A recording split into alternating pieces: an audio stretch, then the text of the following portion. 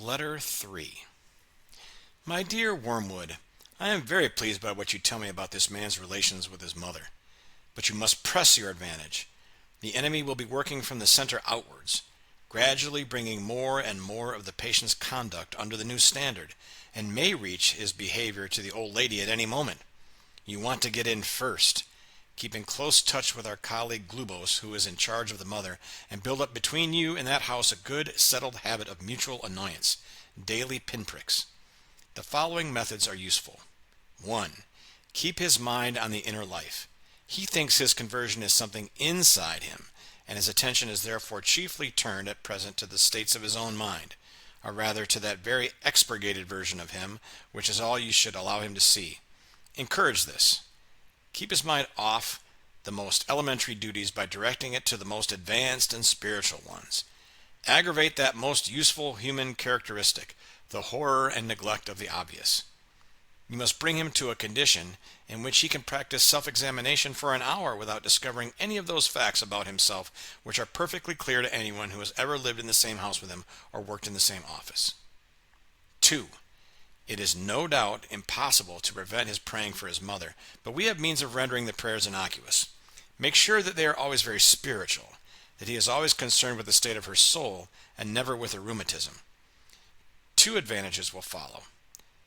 In the first place, his attention will be kept on what he regards as her sins, by which, with a little guidance from you, he can be induced to mean any of her actions which are inconvenient or irritating to himself.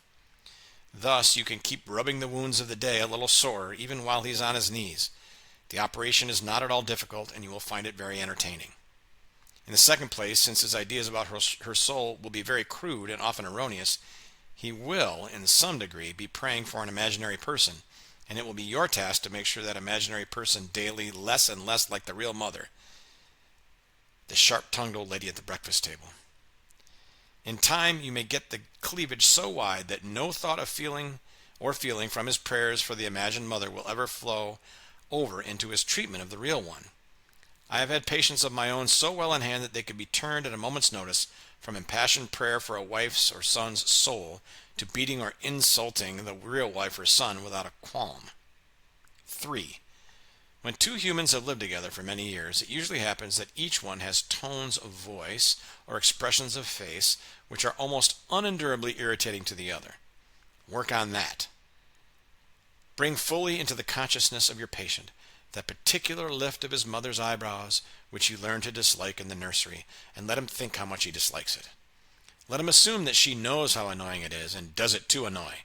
If you know your job, he will not notice the immense improbability of the assumption.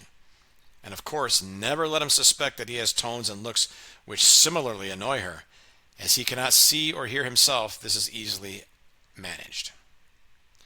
In civilized life, number 4, in civilized life, domestic hatred usually expresses itself by saying things which would appear quite harmless on paper. The words are not offensive, but in such a voice, or at such a moment, that they are not far short of a blow in the face. To keep this game up, you and Glubose must see to it that each of these 2 fools has a sort of double standard. Your patient must demand that all his own utterances are to be taken at their face value and judged simply on the actual words, while at the same time judging all his mother's utterances with the fullest and most oversensitive interpretation of the tone and the context and the suspected intention. She must be encouraged to do the same to him. Hence, from every quarrel they can both go away convinced, or very nearly convinced, that they are quite innocent. You know the kind of thing. I simply ask her what time dinner will be and she flies into a temper. Once this habit is well established, you have the delightful situation of a human being saying things with the express purpose of offending and yet having a grievance when offense is taken. Finally, tell me something about the old lady's religious position. Is she at all jealous of the new factor in her son's life? At all piqued that he should have learned from others, and so late, what she considers she gave him such good opportunity of learning in childhood? Does she feel he is making a great deal of fuss about it, or that he's getting in on very easy terms? Remember the elder brother in the enemy's story. Your affectionate uncle, Screwtape.